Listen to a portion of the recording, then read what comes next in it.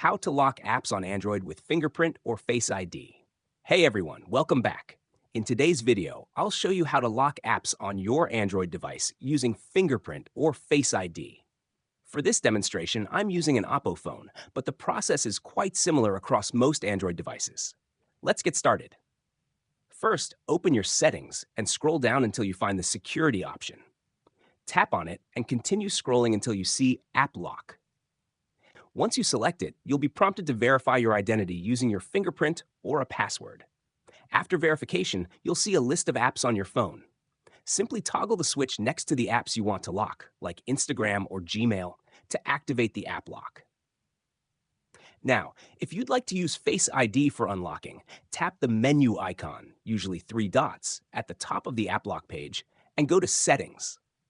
From there, enable the Face Unlock option. You can choose to use either fingerprint, Face ID, or both for added security. Once everything is set, your selected apps will now require fingerprint or Face ID authentication to open. And that's how you lock apps on your Android device. If you found this tutorial helpful, make sure to like the video and subscribe for more helpful tips. See you in the next one. Bye.